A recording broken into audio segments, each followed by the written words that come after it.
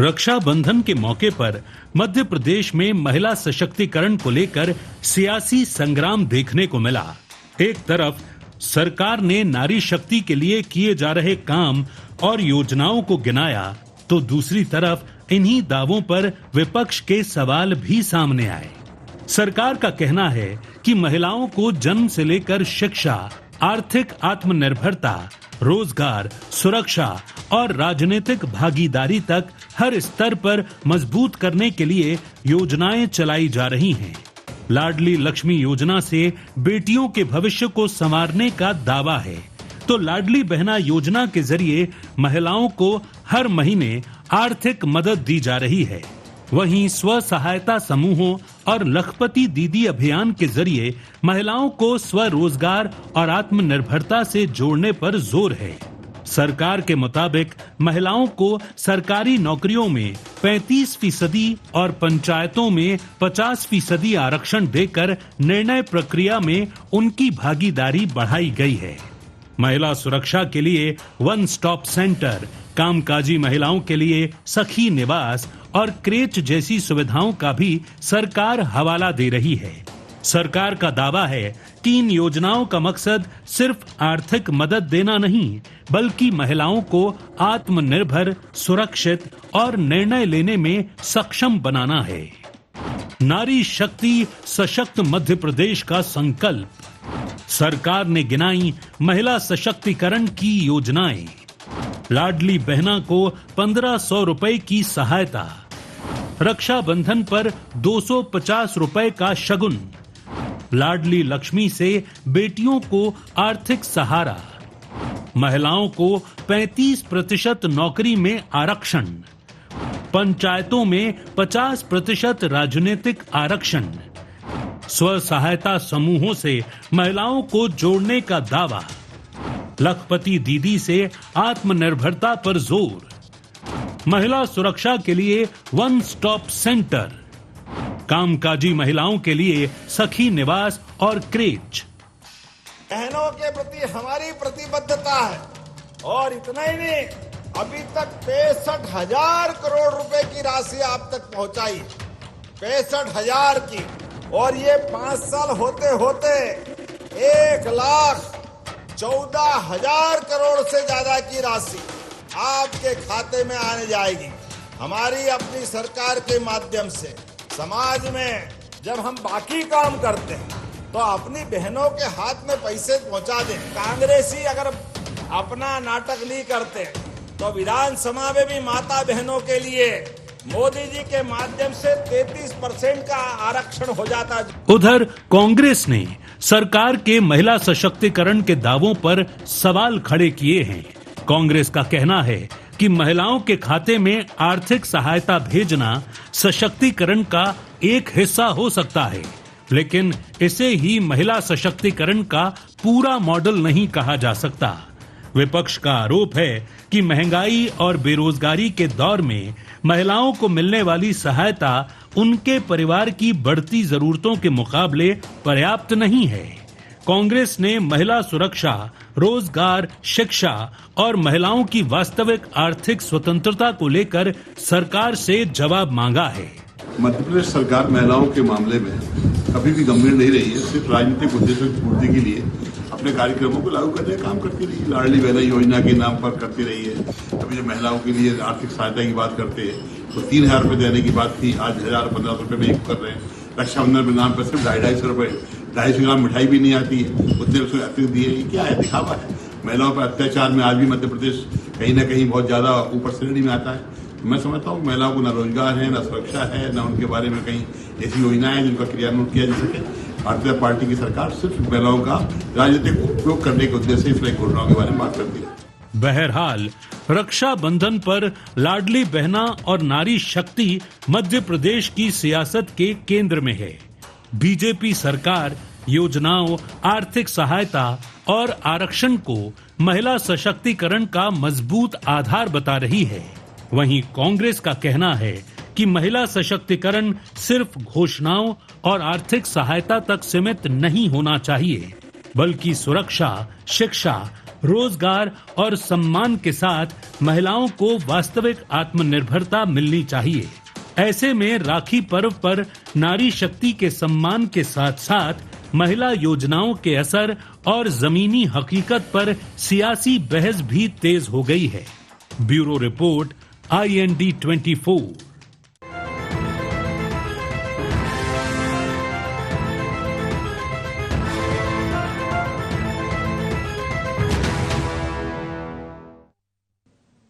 नमस्कार, IND agenda नारी शक्ति सियासत में आप सभी का स्वागत है। मैं हूं आपके साथ दिव्यांशु जोशी। चर्चा को देंगे विस्तार, लेकिन उससे पहले एक नजर डालते हैं क्या है आज के एजेंडा पॉइंट्स।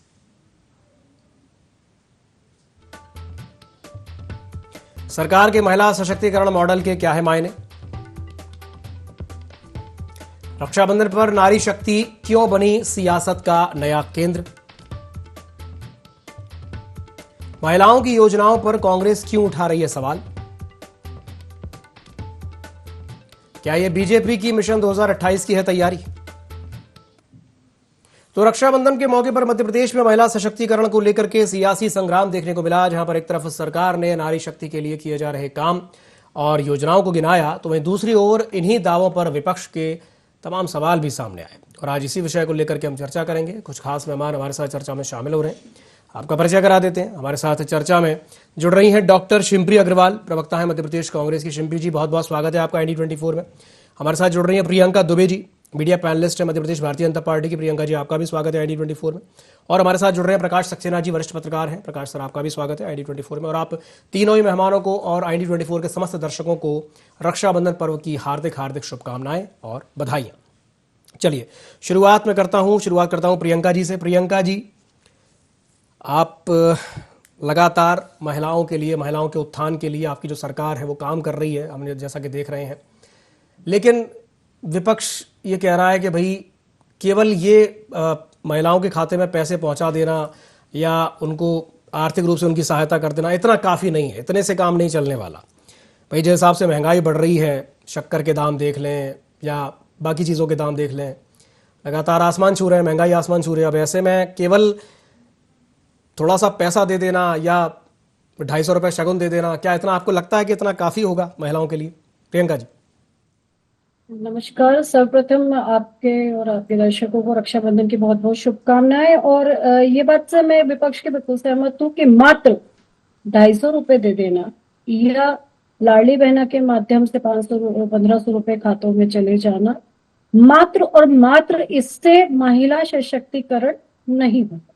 ये बात तो मैं मानती, परंतु विजन है महिलाओं का सामाजिक अधिकारों का, आर्थिक अधिकारों का, शारीरिक सुरक्षा का और शिक्षा का और दूसरी चीजों की अगर हम बात करें तो लाडली बहना योजना के अलावा चाहे लाडली लक्ष्मी योजना हो, मातृ वंदना योजना हो, मुद्रा योजना हो, लखपति दीदी योजना हो, स्व सहायता समूह के माध्यम से शिक्षित करने की, सशक्त और स्वावलंबी करने का प्रयास हो, या इसके अलावा जो हम registry duty, stamp duties properties की उसमें 2% की कमी करके महिलाओं के नाम से जब प्रॉपर्टी रजिस्टर्ड हो रही है तो उसका जो सामाजिक प्रभाव और घर में पारिवारिक प्रभाव जो बढ़ रहा है उसकी बात हो, चाहे मेधावी छात्र छात्राओं को शहरी और ग्रामीण प्रभात किरण योजना के माध्यम से उसको आगे बढ़ाने की बात करें, या ऐसी बहुत सी जो पोषण आहार के अनुदान की जो 2.0 की जो स्टार्टिंग हुई है, आवास योजना में 70% महिलाओं के नाम से आवास योजना में आवास दिए गए हैं, उनकी बात कर लीजिए। ऐसे बहुत सी चेन बनी हुई है जो महिलाओं के जन्म से लेकर के मृत्यु तक, यानी अगर विधवा पुनर्विवाह की मैं बात करूं तो कल्याणी योजना पर ये त्यागत्या महिलाओं के लिए 2.5 लाख रुपए तक, उस अनुदान को 5 लाख अभी करीबन किया गया है। और विधवा पेंशन, वृद्धा पेंशन, ये सब चीजें एक अलग है, इनके माध्यम से कोशिश की जा रही है। स्व सहायता समूह की बहनों को वोकल फॉर लोकल के उनके प्रोडक्ट को ग्लोबल, यानी लोकल से ग्लोबल की ओर भी हम लोग ले जाने की कोशिश कर रहे हैं। उसकी तरीके से बात करो, इस चौहू और विकास की जब बात करते हैं, जब वो बहनों तक पहुंचता है तो निश्चित तौर पे हम उस विजन को कंप्लीट करने की ओर आगे बढ़ते हैं, जिसपे हम कहते हैं कि आधी आबादी का पूरा अधिकार। बाकी अगर पॉलिटिकली अगर हम बात करते हैं राजनीतिक तौर पे, तो ये बात सही है कि अगर इन्होंने पंचायत तक पहुंचाया था तो हमने सदन तक प्रयास किया जा रहा है कि सदन तक भी वो पहुंचे और विरोध तरीके से पहुंचे। हाँ, बाकी विरोध करने का काम विपक्ष का है, विपक्ष को करना भी चाहिए और निरंकुश ना हो सरकार, इसके लिए एक मजबूत विपक्ष का होना भी नितांत आवश्यक है। ठीक है, ठीक है। शिंपी जी, जैसा कि आप लोग कह रहे हैं कि भाई केवल 1500 रुपए दे देना या थोड़े से राशि को इसको बढ़ा देना, ये आर्थिक सशक्तिकरण नहीं है महिलाओं का। मैं आपसे जानना चाहूंगा कि अगर ये आर्थिक सशक्तिकरण नहीं है तो आपके हिसाब से सशक्तिकरण क्या होना चाहिए? सशक्तिकरण का जो मॉडल है वो एग्जैक्टली क्या होना चाहिए, आप बताइए शिंपी जी।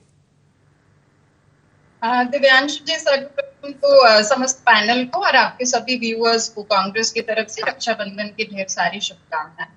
अब देखिए दिव्यांशु जी, पहली बात तो ये है कि जो सरकार कुंवर विजय शाह के ऊपर अभियोजन लाने की अनुमति नहीं देती है वो कितनी महिला हितैषी होगी। और जो सरकार महिला आरक्षण बिल की आड़ में देश के नक्शे को परिवर्तित करने का प्रयास करती है, डिलिमिटेशन बिल लाती है, तो ये तो प्रत्यक्ष किम प्रमाणम है कि वो कितनी महिला हितैषी होगी। पहली बात, जो इनकी लाडली बहना योजना है तो वो महिलाओं के लिए कोई कल्याणकारी योजना थोड़ी है दिव्यांशु जी, वो तो भारतीय जनता पार्टी का हाजिरी रजिस्टर है। चाहे कुंवर विजय शाह हो या फिर इनके जो राजस्व मंत्री हैं जिनका नाम है करण सिंह वर्मा जी, वो तो स्पष्ट रूप से कहते हैं कि अगर महिलाएं सरकारी रैलियों में नहीं आएंगी तो साहब इनको आप योजनाओं का लाभ मत दीजिए। तो ये तो इनका हाजिरी रजिस्टर है। दूसरी बात, अभी बालाघाट से जो तस्वीर निकल के आती है जहां पर कुपोषण के चलते लगभग 19 नौनिहालों की मृत्यु हो जाती है, सरकारी आंकड़ों में 8 दर्ज कर दिए जाते हैं, तो क्या वो महिलाएं लाडली बहना नहीं है जिनके बच्चे कुपोषण की भेंट चढ़ जाते हैं और वो भी रेड अलर्ट जोन से आते हैं और 6 महीने तक वहां पर आप टेक होम राशन भी अवेलेबल नहीं कराते? ये प्रत्यक्षदर्शियों का कहना है, ये विपक्ष नहीं कह रहा है। हमने केन बेटवा की वो तस्वीरें भी देखी है जहां पर हमारी प्रदेश की लाडली बहनें और माताएं कभी चिता आंदोलन और उसके बाद फांसी आंदोलन तक करने के लिए मजबूर हो जाती है, तो क्या वो मोहन यादव जी की डिक्शनरी में लाडली बहनाएं नहीं कहलाती हैं? अब इनकी योजनाओं की वस्तु स्थिति पे आ जाती हूँ तो 22 जुलाई 2026 को विधानसभा के पटल पर एक लेटेस्ट सीएजी की रिपोर्ट आई थी दिव्यांशु जी, को आपको भी पता होगा। सब कुछ उसमें ऑन रिकॉर्ड था, जो ये बताती है कि मध्य प्रदेश के गांव में और शहरी वार्डों में लगभग 9000 गांव या शहरी वार्ड तो ऐसे हैं जहां पर अभी तक आंगनबाड़ी केंद्र ही नहीं बने हैं और 47% अवेलेबल आंगनबाड़ी केंद्र ऐसे हैं जो किरायों के भवन में चल रहे हैं। लगभग 6811 आंगनबाड़ी केंद्र 2018-19 में स्वीकृत हुए थे, जिनके लिए 300 करोड़ रुपए भी सैंक्शन हुए थे, लेकिन वो भी आज तक पूर्ण नहीं हो पाए हैं। और जो 13 जिले चिन्हित किए गए थे आदिवासी जिले, जब उनके रिकॉर्ड खंगाले गए तो लगभग 6 महीनों के स्व सहायता समूह के वहां पर बिल ही गायब हैं और बिना बिल के आप जो पोषण आहार है उनका भुगतान कर रहे हैं, तो कितनी बड़ी धांधली हो रही है। महिला बाल विकास और स्व सहायता समूह के नाम पर, वो भी पूरे प्रदेश के सामने है। इन्हीं के पूर्व मुख्यमंत्री शिवराज सिंह चौहान जी, जिन्होंने 6 केंद्रीकृत प्लांट खोले थे जिससे स्व सहायता समूह की बहनों को लाभ मिलता था, वो इन्हीं के मुख्यमंत्री मोहन यादव जी बंद करने पर आमदा है और स्व सहायता समूह की और बहनों को बेरोजगार करने पर उतारू हैं।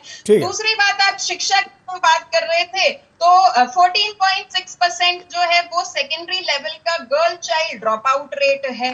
तो किस तरीके से इनकी जो योजनाएं हैं वो धरातल के ऊपर आ ही नहीं पा रही हैं और सिर्फ महिमा मंडन कर देने से या 250 रुपए का एक्स्ट्रा इंसेंटिव दे देने से आप महिला हितैषी सरकार नहीं हो जाते हैं। ठीक है प्रियंका जी, मैं आपके पास आऊंगा। हमारे साथ प्रकाश जी भी जुड़े, एक टिप्पणी उनसे चाहूंगा, उसके बाद फिर आपके पास आता हूँ। प्रकाश जी, जैसे कि आपने दोनों सम्मानित प्रवक्ताओं को सुना, चाहे लाडली लक्ष्मी की बात कर रहे हैं, चाहे लाडली बहना योजना की बात कर लें, चाहे ये जो लखपति दीदी की बात कर लें, या और बहुत सारी चीज़ें हैं जो चल रही हैं, यानी महिलाओं को आर्थिक रूप से सशक्त बनाने के लिए बहुत सारी चीज़ें चल रही हैं। लेकिन बड़ा सवाल ये है कि इतने समय से इतने सारी योजनाओं के चलने के बाद आज महिलाओं की स्थिति क्या है?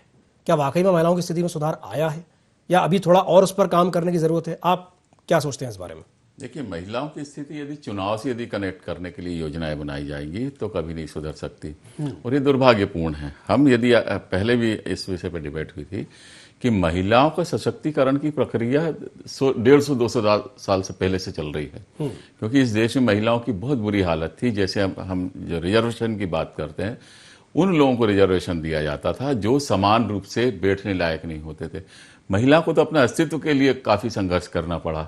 एक जो जागरण काल था, आप राजा राम मोहन राय का देख लिए, दयानंद सरस्वती जी का देख लिए, आप जिस मैकाले की शिक्षा पद्धति को लोग आज गाली बक रहे हैं, पर यदि वो अंग्रेजी शिक्षा ना आती तो सावित्रीबाई फूले, स्त्री शिक्षा की तरफ प्रचार नहीं हो पाता है। फिर उनके जीवित रहने का, आज़ादी के बाद तक कुछ आप यदि देखें कि सुनीता करालीकर हैं जिनको स्त्री शक्ति सम्मान मिला है, उनको तो दफना ही दिया था उनके पिता ने कि उनकी माँ की मृत्यु हो गई थी। उनके नाना को शक हुआ तो उन्होंने निकाल लिया था, और आज वो ऐसी महिलाओं के लिए संघर्ष कर रही हैं।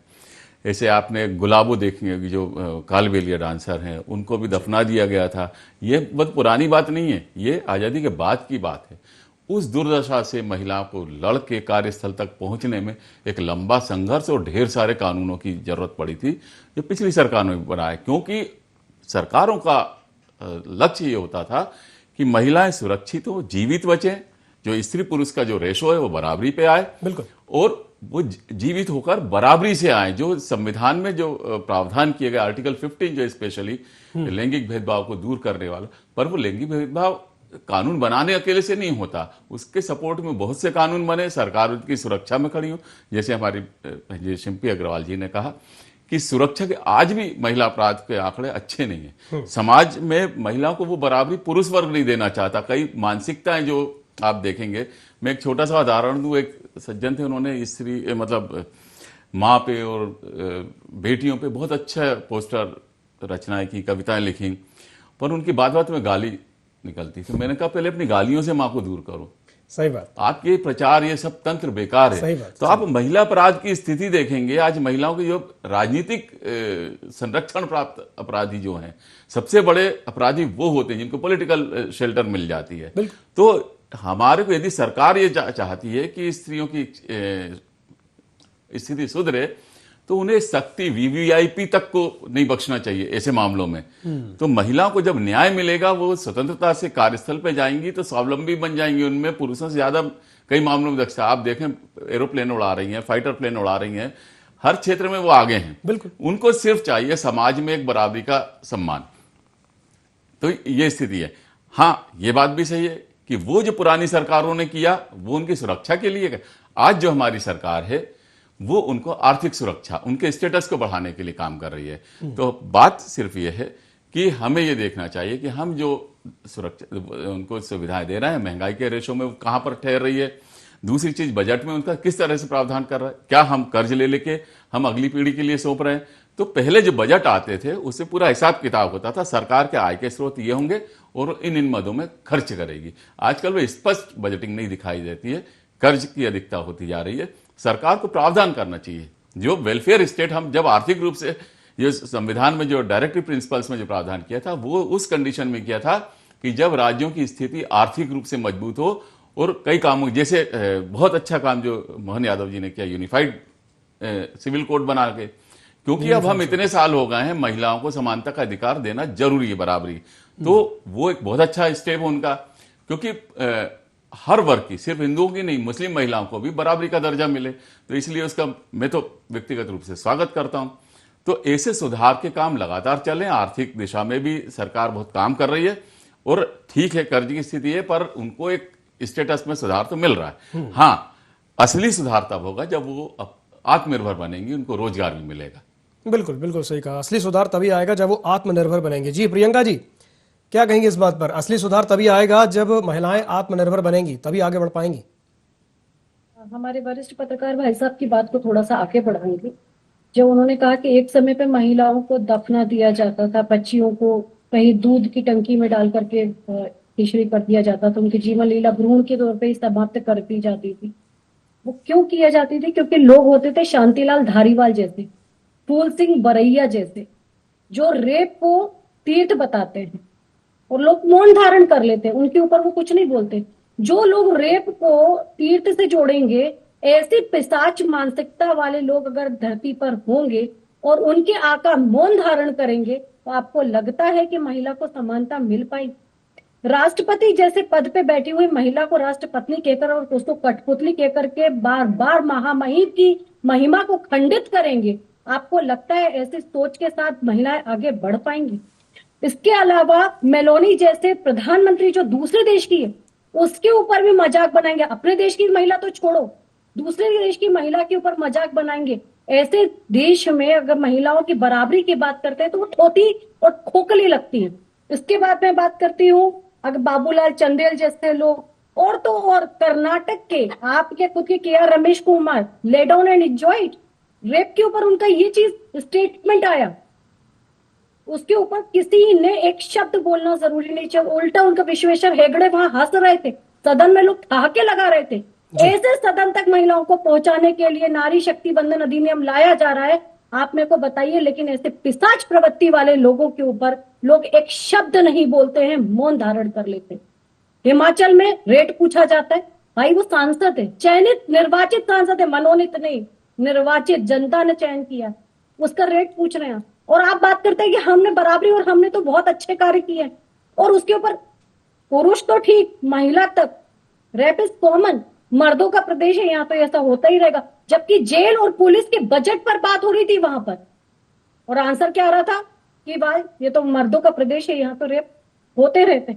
इसके बाद में अगर बात करती हूँ, यहाँ पर भी लोग नहीं चुप बैठे, AR जॉर्ज जी, रमेश परमेश्वरम, ऐसे कई उदाहरण मैं आपको बता दूं। जी जी। जब ऐसी सोच आती है, मैं ये कहती हूँ इस पे मेरी बहन का लंबी लिस्ट निकल के आएगी, मैं जानती हूँ, ठीक है, कोई दिक्कत नहीं है, बहन है मेरी, बोल सकती है, परंतु ये मुद्दा बहन का है, चाहे वो किसी भी पार्टी की हो, कहीं के भी हो।